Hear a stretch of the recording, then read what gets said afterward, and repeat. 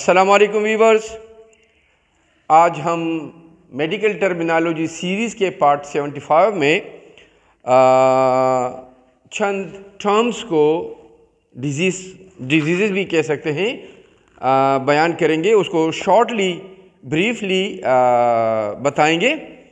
ओडीमा एक लफ्ज़ है जो किसी भी पार्ट ऑफ द बॉडी में, ख़ासकर जो सॉफ्ट टिश्यूज़ हैं उसमें पानी का पड़ जाना हम कह सकते हैं। अक्यूमुलेशन ऑफ फ्लूइड्स हैं, पानी का जमा होना है, सीरम का जमा होना है। ये अक्सर जो हार्ट प्रॉब्लम्स हुआ करते हैं वीवर्स, या जो किडनी प्रॉब्लम्स होते हैं, लिवर वगैरह के प्रॉब्लम्स में ये जो अक्यूमुलेशन है ये हुआ करती है। व्यूअर्स, एक लफ्ज़ है पल्मोनरी एडिमा। पल्मोनरी का लफ्ज़ जहाँ कहीं भी आएगा तो लंग्स से रिलेटेड बात होगी। तो यहाँ पर लंग्स में पानी का, फेफड़ों में पानी का जमा होना है, पड़ जाना है। यहाँ पर जो मुख्तलिफ इसके सिम्टम हो सकते हैं, लेकिन अक्सर इसमें डिस्निया जो सांस लेने में जो तकलीफ़ हुआ करती है, ये अलामत इसमें बहुत ज़्यादा वाज़े हो जाती है। वीवर्स, हाइड्रोथोरिक्स, थोरिक्स भी वही प्लूरल कैविटी है जो वहाँ पर पानी का पड़ जाना पूरे चेस्ट में, ये हाइड्रोथोरिक्स का लफ्ज़ भी इसके लिए यूज़ हुआ करता है। इसी तरह लंग्स ही की अगर बात करेंगे तो एक और यहाँ पे लफ्ज़ है, इसमें भी वही चेस्ट ही में इफ्यूजन होती है, एक्यूमुलेशन ऑफ फ्लूइड होता है, वो है प्लूरल इफ्यूजन। वहाँ पे क्या था, पल्मोनरी, और यहाँ पे प्लूरल। वीवर्स, प्लूरा से निकला है, जो अराउंड द लंग्स जो एक झिल्ली हुआ करती है प्लूरा, उसमें अगर पानी की इस किस्म की एक्यूमुलेशन हो, जमा होना हो, तो ये प्लूरल इफ्यूजन कहा जाता है। ये जो प्लूरल लेयर है उसमें हुआ करता है, और आउटसाइड द लंग से बाहर ये कंडीशन हुआ करती है। व्यूअर्स, एक लफ्ज़ है हाइड्रोसिफिलस या हाइड्रोकिफलस। सिफिलस जो है, जो दिमाग है, जो ब्रेन है, उसमें अगर पानी के एक्यूमुलेशन हो तो यहाँ पर हाइड्रोसिफिलस कहा जाएगा।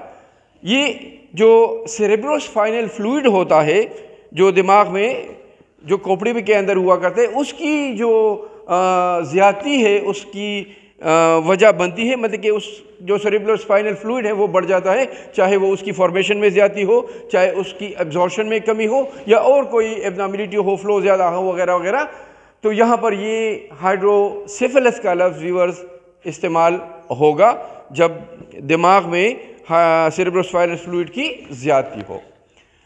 एक और सेरेब्रल एडिमा है, वही ब्रेन है, वहाँ पे खोपड़ी थी, यहाँ पे ब्रेन है। तो ये भी ब्रेन ही में, दिमाग ही में, खोपड़ी ही में समझ ले पानी का ज़्यादा होना है, लेकिन ये सेरेब्रोस्पाइनल फ्लूइड की ज़्यादती नहीं होती।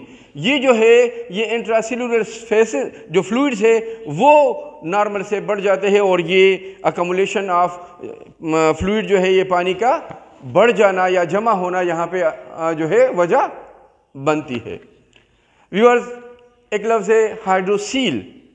तो ये भी पानी का ज़्यादा जमा होना है, लेकिन अराउंड द टेस्टी, जो टेस्टीज़ के अराउंड एक कोट होता है, स्किन होता है, उसमें वहाँ पे अगर ये जो पानी की ज़्यादती है ये अगर पैदा हो तो हाइड्रोसील का लफ्ज़ उसके लिए यूज़ होगा।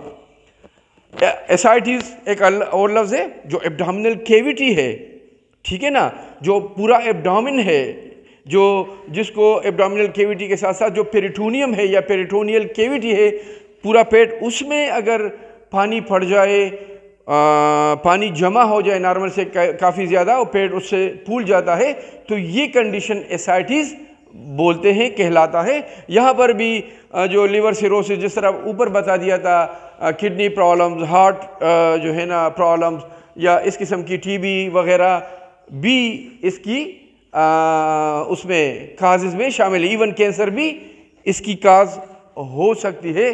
तो यहाँ पर ये जो पेरिटोनियल कैविटी है, इसमें अगर पानी ज़्यादा हो, जो एब्डोमिनल कैविटी है, जो पेट है, उसमें अगर पानी ज़्यादा जमा हो जाए तो that condition will called ascites.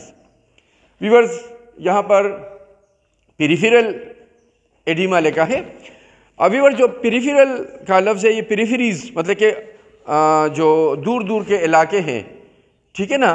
तो यहाँ पर पेरिफेरल एडिमा से मुराद है कि जो हार्ट से, जो मेन बॉडी है, उससे जो दूर के पार्ट से अगर वहाँ पे पानी पड़ जाए, अगर वहाँ पे ये जो अकमलेशन ऑफ फ्लूइड है, तो ये जो पेरिफेरल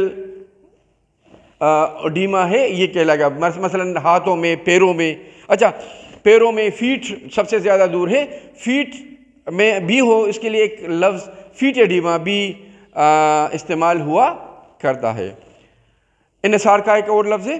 तो वीवर, जो इनसार का है ये भी वही एडिमा है, वही ड्रॉप्सी है, वही पानी का जमा होना है। लेकिन इनसार का लफ्ज़ जहाँ कहीं भी आएगा तो उससे मुराद एज अ होल बॉडी, मतलब कि पूरे के पूरे जो बदन है, जो बॉडी है, उसमें अगर पानी पड़ जाए, जिसको जनरलाइज्ड ओडीमा कहा जा सकता है, तो ये इनसार का लफ्ज़ इस्तेमाल होगा।